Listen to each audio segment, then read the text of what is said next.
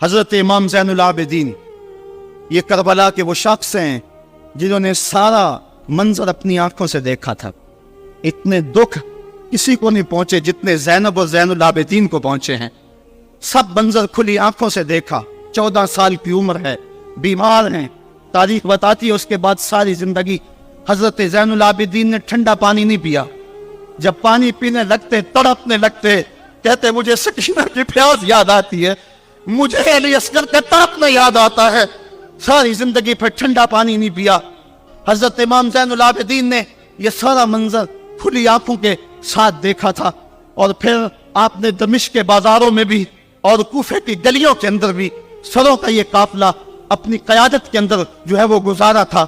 جب یزید کے دربار کے اندر حضرت امام زین العابدین پہنچے تو یزید نے پہلے تو جو ہے وہ دکھ کا اظہار کیا. بعض لوگ یہاں سے یزید کی بریت کا اعلان کرتے ہیں. یہاں کسی نے بڑی خوبصورت بات کہی کہ قاتل کی پشیمانی مقتول کی اہمیت کو تو بڑھا سکتی ہے لیکن اس کے دامن سے قتل کے داغ کو نہیں دھو سکتی. تو اس نے یہ سب کچھ کیا, یہ بس اس کے ٹسوے تھے جو وہ بہانے لگا. لیکن بعد میں اس نے حضرت امام حسین رضی اللہ تعالی عنہ کے دانتوں کے اوپر جو ہے وہ چھڑی مارنا شروع کر دی. تو حضرت ابو برزہ اسلمی صحابی رسول وہاں موجود تھے, وہ کھڑے ہو گئے, اٹھ گئے, بدن کانپتا ہے ان کا. کہنے لگے ظالم ارفع قدیبہ کا, یہاں اپنی چھڑی ہٹا لے. میں نے اپنی ان آنکھوں سے دیکھا ہے کہ کان رسول اللہ صلی اللہ علیہ وسلم یلسمہ, حضور نے ان ہونٹوں کو خود چوما ہے. تو یہ کہہ کہ آپ دربار سے نکل گئے اور روتے تھے, آپ کے بدن پہ کپڑی بھی تاری تھی. بعد میں یزید نے کہا حضرت غلطی ہو گئی اور یہ میں نہیں چاہتا تھا, بتائیں آپ کی کوئی شرط ہو. تو آپ نے فرمایا میری 4 باتیں مان لو. ان 4 باتوں میں ایک بات یہ تھی کہ سر حسین اور سر شہیدہ ہمارے سپرد کر دو تاکہ ہم کربلا جا کے ان کی تدفین کر سکیں. دوسری یہ تھا کہ ہمیں مدینہ حفاظت سے پہنچا دو. تیسری شرط یہ تھی مجھے جو ہے وہ جمعے کا خطبہ دینے کی اجازت دو آج دمشق جامع مسجد کے اندر. چوتھی بات آپ نے یہ فرمائی کہ قاتلان حسین جو ہے وہ میرے سپرد کرو. اس نے کہا کون ہے قاتل حسین کا؟ لوگوں نے کہا خولی ہے. خولی نے کہا میں نے قتل نہیں کیا, یہ سنان بن انس نخی نے کیا ہے. سنان بن انس نخی کو کہا ہاں تو بتا. کہنے لگا میں قتل کیوں کرنا تھا, یہ تو شمر ذل جوشن نے کیا ہے. شمر ذل جوشن کو کہا تو بتا. کہنے لگا میں نے قتل نہیں کیا, میرا کون سا حسین نے کچھ بگاڑا تھا, قتل اس نے کیا ہے جس کی حکومت کو خطرہ تھا. تو یہ ہے وہ ہے قاتل حسین کا. اب یزید کہنے لگا تمہاری یہ شرط تو میں پوری نہیں کر سکتا, یہ بات تو پوری نہیں کر سکتا, اب خطبہ دے لو. اب حضرت امام زین العابدین خطبہ دینے کے لیے کھڑے ہوئے. خطابت تو اس گھر کی لونڈی ہے, جب یہ بولتے ہیں تو حکمت کے موتی دولتے ہیں. جو ہی امام زین العابدین کھڑے ہوئے, 14 سال عمر ہے اور دمشق کی جامع مسجد ہے, یزید بھی بیٹھا تھا, یعنی سلطنت بھی تھے, عوام کا بھی ہجوم تھا. جب آپ نے خطبہ شروع کیا لوگ زاروں کے تار رونے لگے, اور آپ نے اہل بیت کے مناقب جب لوگوں کے سامنے رکھے تو یزید گھبرا گیا کہ کہیں لوگ میرے گریبان تک نہ پہنچے. اس نے مؤذن کو اشارہ کیا جلدی جلدی اذان پڑھو. تو جب اس نے کہا اللہ اکبر اللہ اکبر, تو حضرت شہزادہ زین العابدین نے کہا کہ اس کے اندر کوئی شک نہیں کہ اللہ سب سے بڑا ہے. جب شہادتین کا کہا اشہد ان لا الہ الا اللہ, حضرت امام زین العابدین نے اس کے جواب کے اندر کہا ہاں ہاں اللہ کے علاوہ کوئی معبود نہیں ہے, اس کی گواہی ہم نے خون سے دی ہے, ہم نے اپنے لہو سے دی ہے اس کی گواہی. اور پھر اس کے بعد جب اشہد ان محمد رسول اللہ پہ لفظ آئے تو حضرت امام زین العابدین نے کہا یزید دیکھ, اب اذان کے اندر تیرے نانے کا نام ہے یا میرے نانے کا نام ہے؟ آج بھی منبر پہ میرے نانے کا نام ہے. تو یزید مر گیا, اس کا نام مر گیا, اس کا تشخص مر گیا. حسین کل بھی زندہ تھا, حسین آج بھی زندہ ہے. حسین کربلا کے تپتے ہوئے ریگزار میں بھی زندہ تھا, کوفے کے بازار میں بھی زندہ تھا, اور دمشق کی جامع مسجد میں بھی زندہ تھا, مدینے میں بھی زندہ, مکے میں بھی زندہ, کابل میں بھی زندہ, کندھار میں بھی زندہ, قلعہ جنگی میں بھی زندہ, تورا بورا میں بھی زندہ, موصل میں بھی زندہ, بغداد میں بھی زندہ, غزہ کی پٹی میں بھی زندہ, فلسطین میں بھی زندہ.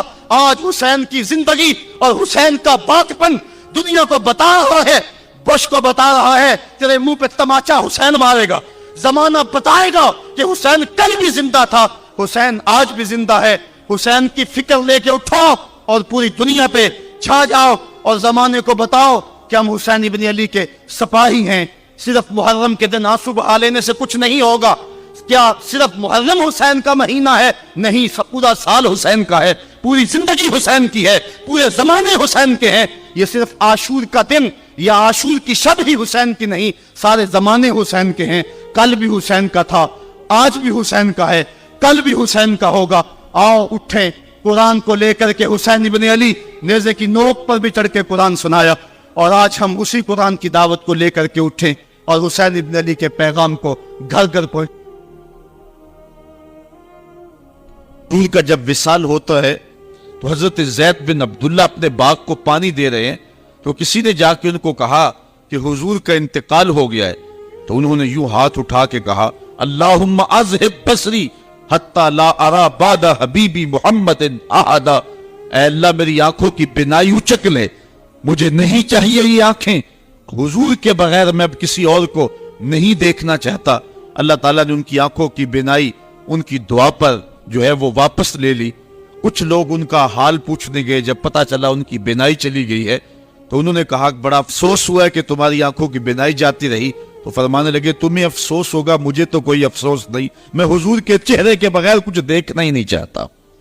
یہ پیار کی وہ انوکھی داستان ہے کہ جو آپ کو کائنات میں کہیں بھی نہیں ملے گی۔ حضرت حسان بن ثابت رضی اللہ تعالیٰ عنہ کے اشعار پڑھے جو حضور کے وصال پہ انہوں نے کہے ہیں، اس میں وہ فرماتے ہیں حضرت حسان بن ثابت، کاش کہ مجھے کالا سانپ لڑ جاتا اور میری زندگی کا خاتمہ کر دیتا۔ سیدہ فاطمہ کہتی ہیں صبت علیہ مصائب لو انہا صبت علی الایام سرنا لیالیا، کہ میرے اوپر وہ مصیبتوں کے پہاڑ ٹوٹ پڑے ہیں، اگر وہ مصیبتیں جو ہے وہ روشن پر پڑتی تو وہ بھی سیاہ راتیں بن کے رہ جاتی۔ تو یہ محبتوں کی کیفیت، انسان تو انسان رہے۔ وہ غضبہ نامی اونٹنی جس پہ حضور سواری کیا کرتے تھے تو وہ حضرت سیدہ فاطمہ کی دہلیز پہ سر رکھ کے باقاعدہ آنسو بہایا کرتی تھی۔ وہ یافور نامی حضور کا دراز گوش قبیلہ بنو سلیم کے کنویں میں چھلانگ لگا کے اپنا خاتمہ کر لیتا ہے، جب حضور چلے گئے ہیں تو ہم نے جی کے کیا لینا ہے۔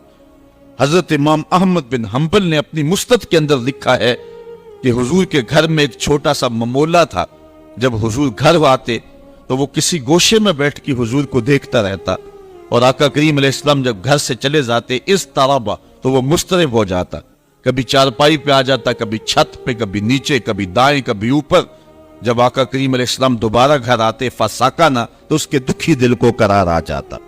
اور اگر محبتوں کی کہانیاں اور الفتوں کی دل آویز داستان کو چھیڑنے لگوں تو میں تمہیں ایک ایسی البیلی اور انوکھی کہانی سناؤں گا جس کو حضرت امام بخاری نے اپنی صحیح سند کے ساتھ روایت کیا ہے کہ مسجد نبوی کا ماحول ہے۔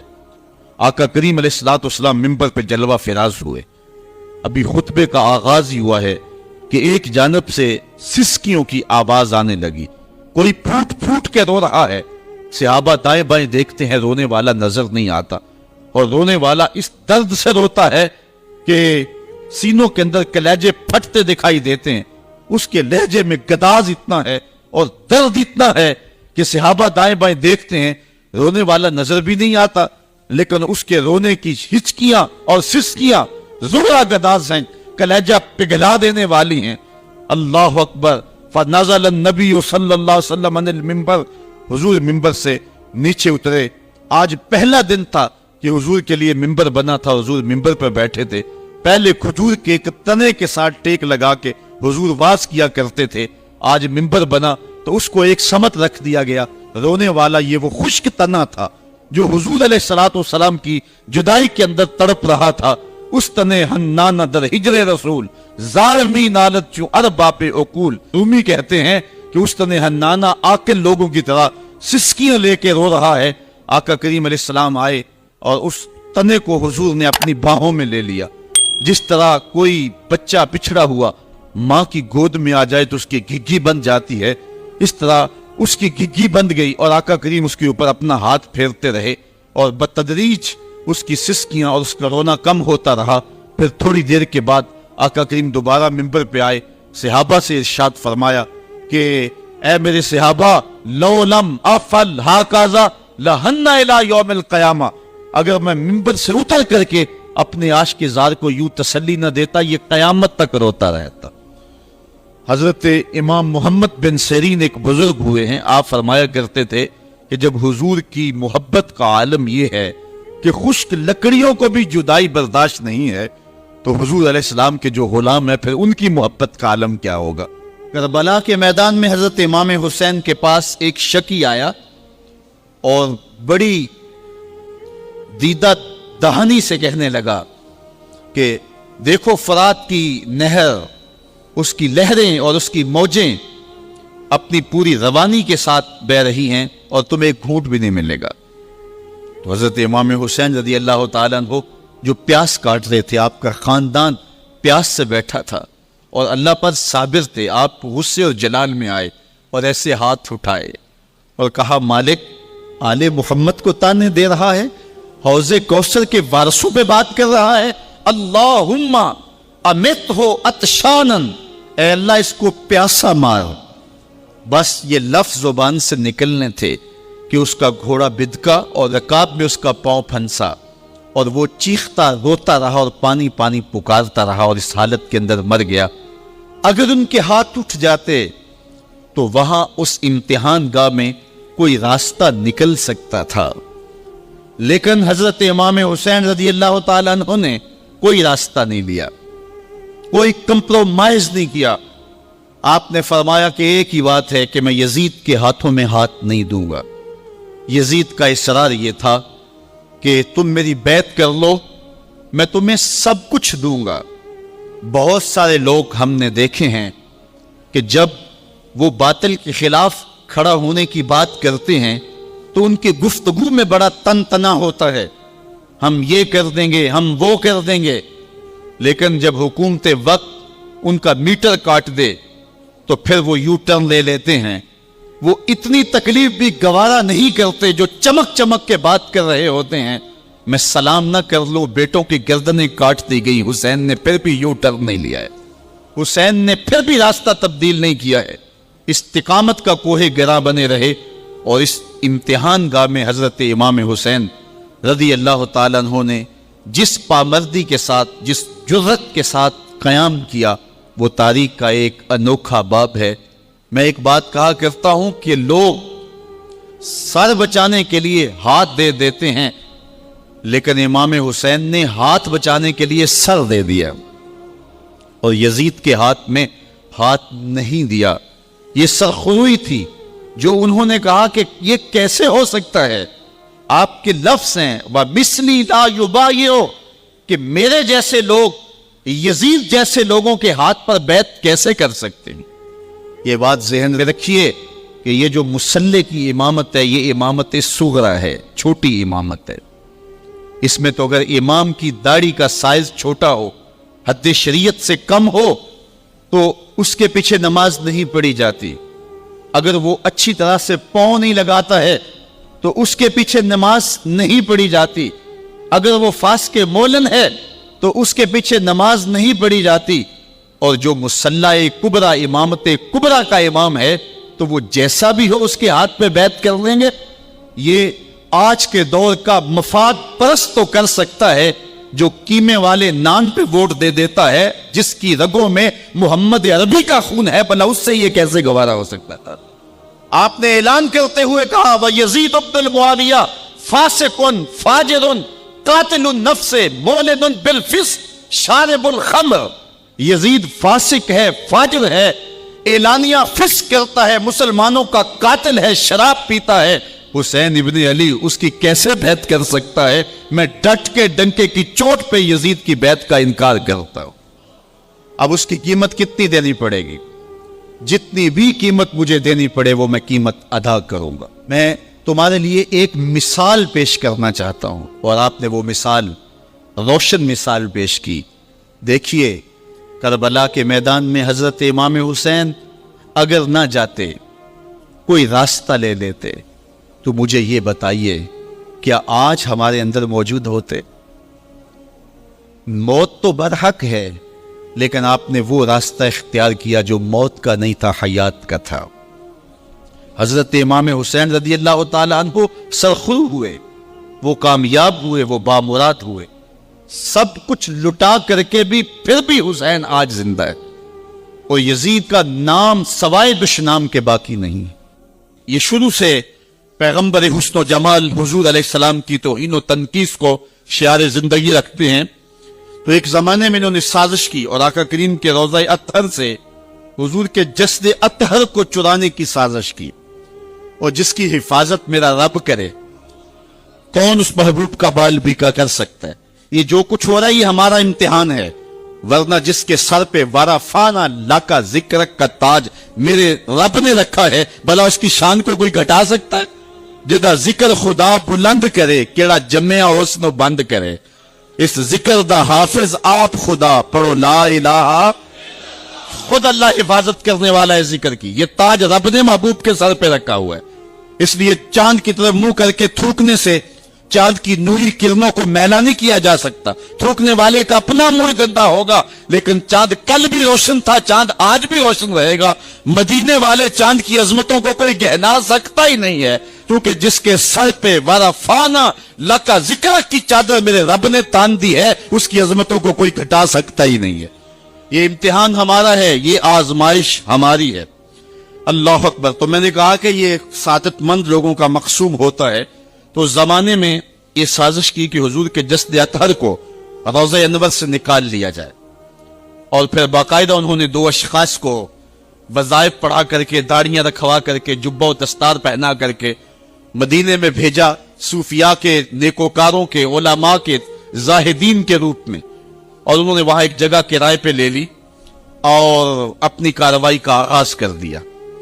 وہ اپنے کمرے کے اندر سرنگ کھودتے اور روزانہ مٹی نکالتے، رات کے اندھیرے میں بقی کے قبرستان میں قبروں کے اوپر مٹی ڈال کے آ جاتے، اور سارا دن تسبیح لیے اللہ اللہ کرتے رہتے۔ لوگ کہتے کہ یہ تو بڑے صالح لوگ ہیں، اور پھر لوگوں کو خیرات بھی کرتے، لیکن کارروائیاں اور انداز یہ تھا، لباس خضر میں رہزنی کر رہے تھے، اور یہ ڈاکو اور یہ رہزن لٹیرے ایک بہت خطرناک مہم پہ آئے ہوئے تھے۔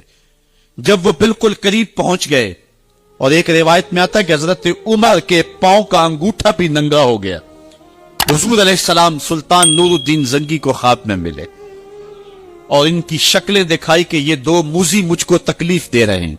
تو سلطان فوراً اٹھا اور کہا مدینے میں کوئی غیر معمولی واقعہ ظہور پذیر ہوا ہے، اور اس نے جلدی سے کچھ سواروں کو اپنے ساتھ لیا اور کچھ خزانہ ساتھ لیا، اور فوجوں کو حکم دیا کہ وہ تیار ہو کر کے جلدی میرے پیچھے آئیں۔ مدینے میں پہنچ کر کے اس نے دعوت عام کر دی اور لوگوں کو کہا کہ آؤ میرے دسترخوان نعمت سے کھاؤ، اور لوگوں کو خیرات کرنے لگا۔ سارا مدینہ اس کے پاس آیا، لیکن جو شکلیں اس نے دیکھی تھی اس کو وہ نظر نہ آئی۔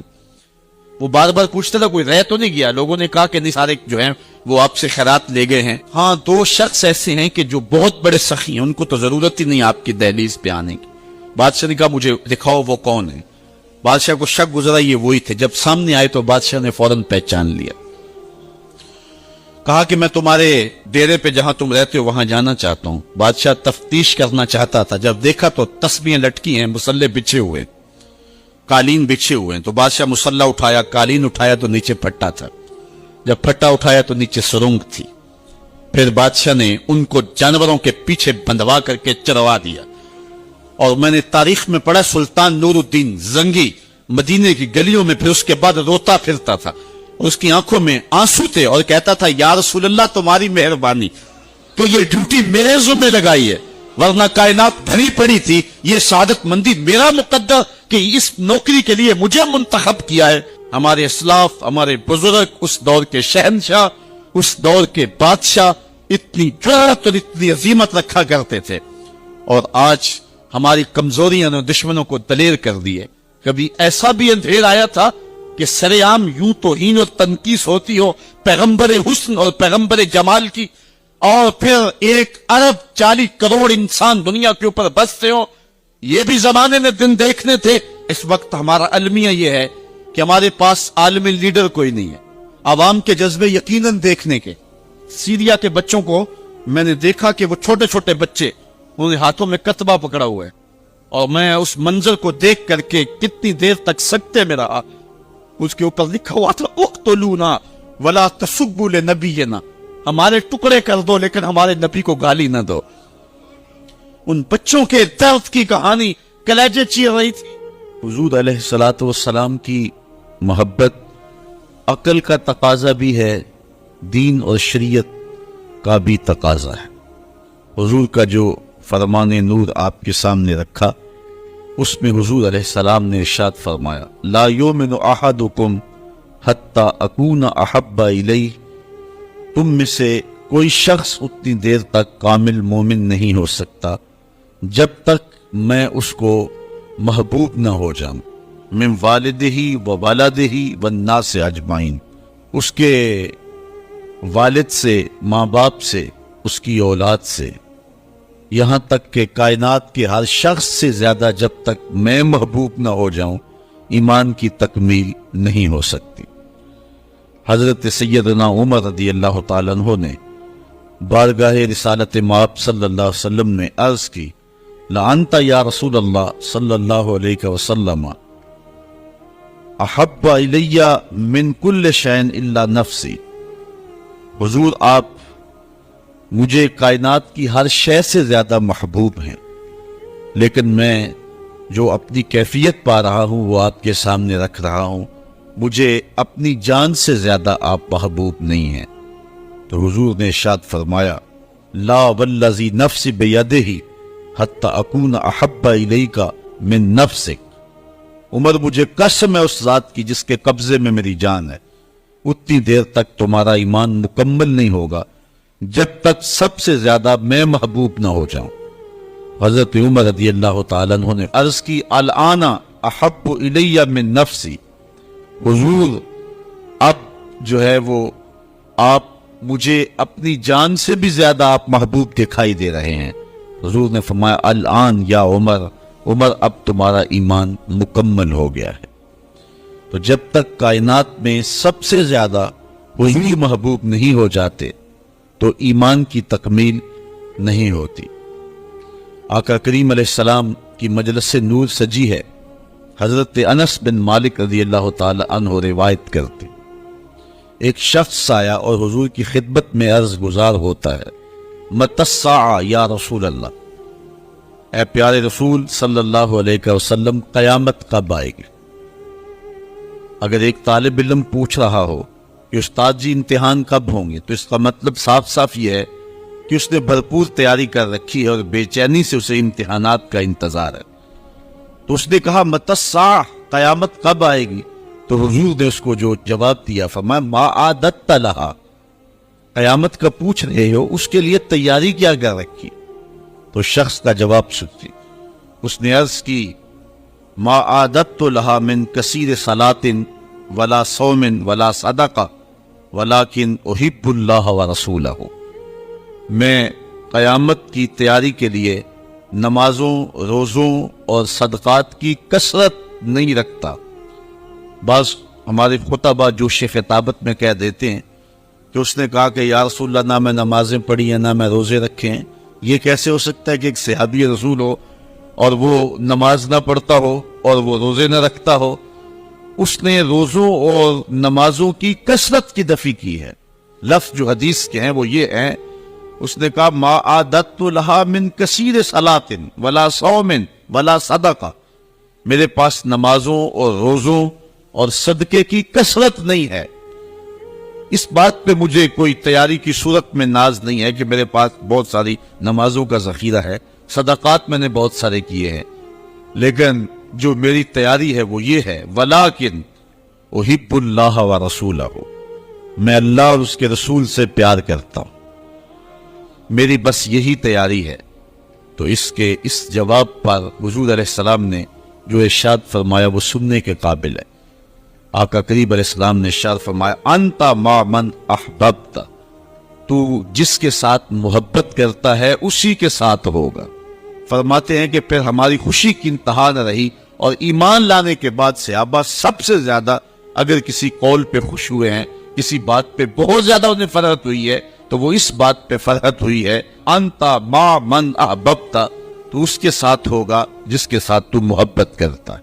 حضور نے ارشاد فرمایا، ان الرسالۃ والنبوۃ قد انقطعت رسالت اور نبوت اب ختم ہو گئی. فلا رسول آبادی ولا نبی آبادی، میرے بعد کوئی رسول بھی نہیں آئے گا، میرے بعد کوئی نبی بھی نہیں آئے گا. بہت سارے لوگ مختلف زمانوں کے اندر نبوت کے دعوے کرتے رہے اور اپنے انجام بد کو پہنچتے رہے، اور سب سے بڑا فتنہ جو پیدا ہوا وہ قادیان کا دجال مرزا قادیانی. پہلے تو اس نے یہ کہا کہ حضور علیہ السلام کے بعد نبوت کا اجرا ممکن نہیں ہے، اور اپنی ایک کتاب حمامۃ البشریٰ کے اندر اس نے کہا رب رحیم شان والے نے ہمارے نبی کا نام خاتم الانبیاء بغیر کسی استثناء کے رکھا ہے، اور ہمارے نبی نے لا نبی بعدی کے بیان سے اس کی تشریح کر دی ہے، جو طالب علموں کے لیے بالکل واضح ہے. یہ اس نے اپنی کتاب حمامۃ البشریٰ کے اندر لکھا. اس وقت تک اس کا پروگرام نہیں تھا کہ میں نے نبوت کا دعویٰ کرنا ہے. بعد میں آپ کی سیالکوٹ کی کچہری میں ہی وہ ملازم تھا، اور میں اگر تاریخ کے ابواب کھولوں تو بات لمبی ہو جائے گی. کچھ لوگوں کا انٹرویو ہوا، وہ کامیاب ٹھہرا، اور پھر اس نے پہلے راستہ ہموار کرنا شروع کیا، اور پھر ایک دن اس نے کہہ دیا کہ بعثنی اللہ علی راس المئۃ لأجدد الدین، اللہ نے مجھے صدی کے سر پہ مبعوث کیا ہے کہ میں دین کی تجدید کروں. مجدد بن بیٹھا. پھر کچھ وقت گزرا، اس نے کہا وَأَنَا الْمَسِيحُ الْمَوْعُودُ وَالْمَهْدِيُّ الْمَوْعُودُ، میں مسیح موعود ہوں اور مہدی موعود ہوں. یہ حقیقت الوحی کے اندر اس نے لکھا، روحانی خزائن کے اندر موجود ہے. پھر ایک دن بدبخت نے کہا کہ منم مسیح زماں و منم کلیم خدا، منم محمد و احمد کے مجتبی باشد، استغفر اللہ لعنت اللہ علی الکاذبین. اس نے کہا میں ہی مسیح زماں ہوں، میں ہی کلیم خدا ہوں، اور معاذ اللہ استغفر اللہ میں ہی محمد ہوں، میں ہی احمد ہوں کہ جو مجتبی تھے. اور پھر بدبخت آگے بڑھا اور اس نے انبیاء کی توہین کی، ذات باری کی توحید کی، اور کہا بایعنی ربی، میرے رب نے میری بیعت کی ہے. معاذ اللہ استغفر اللہ. یہ روحانی خزائن کے صفحہ نمبر 227 پہ اس نے لکھا. اور پھر کہنے لگا میرے رب نے مجھے وحی کی ہے، انت منی بے منزلت اولادی، آپ میرے لیے میری اولاد کی جگہ ہیں. استغفر اللہ علی ذالک. پھر اس نے کہا ابن مریم کے ذکر کو چھوڑو، اس سے بہتر غلام احمد ہے. استغفر اللہ. پھر اس نے لفظ گھڑنے شروع کر دیے اور اللہ کی وحی اس کو قرار دینا شروع کر دیا. میرے پاس اتنا وقت نہیں ہے کہ اس کے حفوات اور اس کی بکواسات کو آپ کے سامنے رکھوں، لیکن جو اس نے وحی کے نام سے لوگوں تک پہنچایا وہ گالیاں تھی، وہ لغویات تھے، وہ الوہیت کی توہین پر مشتمل باتیں تھی، انبیاء کی توہین تھی، صحابہ اور اہل بیت کی توہین تھی، اور تضادات پر مشتمل باتیں تھی. اور کیوں نہ ہو کہ یہ شخص ازلی بدبخت تھا، اور پھر اس نے یہاں تک کہا کہ جو میری بات کو نہیں مانتے اور مجھے تسلیم نہیں کرتے وہ جنگلوں کے سور اور کنجریوں کی اولاد ہیں. استغفر اللہ علی ذالک. اور مسلمانوں کو اپنی حمایت اور اپنی اطاعت کے لیے اس نے ابھارا. جو زر پرست لوگ تھے وہ اس کے پیچھے لگ گئے، چونکہ جن کے مفادات اور مرزا قادیانی کے مفادات سانجے تھے تو انہوں نے اس کے پیچھے لگنا ہی تھا. چونکہ مرزا قادیانی جو ہے یہ انگریز کا لگایا ہوا پودا ہے. مختلف ویب سائٹس پر اسلام کے نام پر مرزائی آج بھی سرگرم عمل ہیں. اللہ تعالیٰ جل شانہ نے ہمارے علماء کو یہ توفیق نصیب فرمائی کہ وہ پوری قوت کے ساتھ ان کے مقابلے کے اندر نکلے. پیر سید جماعت علی شاہ رحمۃ اللہ تعالی علیہ، آپ نے فرمایا ان قریب ذلیل ہو کے مرے گا. پھر جہاں مرا آپ کو پتا ہے، گندگی میں لتڑا ہوا تھا، تڑپتا ہوا مرا. اللہ تعالیٰ جل شانہ نے علماء کو طاقت دی، انہوں نے ناطقہ بند کر کے رکھ دیا. پھر جب پاکستان بنا تو سب سے زیادہ جن لوگوں نے مخالفت کی پاکستان کی وہ مرزائی تھے. پاکستان کے حق میں انہوں نے ووٹ نہیں دیا. آج بھی جو ربوے میں دفن ہوتے ہیں وہ امانتاً دفن ہوتے ہیں. ان کا عقیدہ ہے کہ پاکستان ٹوٹ جائے گا اور ہمیں اٹھا کر کے جو ہے وہ قادیان میں دفن کیا جائے گا. یہ وصیت کر کے وہاں دفن ہوتے ہیں. جب بھٹو کا دور آیا 74 کے اندر نشتر کالج کے کچھ طلبہ مری جا رہے تھے، ربوے سے گزرے تو مرزائی گنڈوں نے ان کو جو ہے وہ سب و شتم کیا اور ضرب و زود کیا، ان کو مارا، زخمی کر دیا. تو تحریک پھر دوسری بار جو ہے وہ مرزائیت کے خلاف اٹھ کھڑی ہوئی، جو کراچی سے خیبر تک پورے بانکپن کے ساتھ چلی. اللہ تعالیٰ رحمت نازل کرے علامہ نورانی کی قبر پہ. انہوں نے علماء کے دستخط کے ساتھ جو ہے وہ اسمبلی کے اندر درخواست جمع کروائی مرزائیوں کو اقلیت قرار دینے کے لیے، قرارداد پیش کی.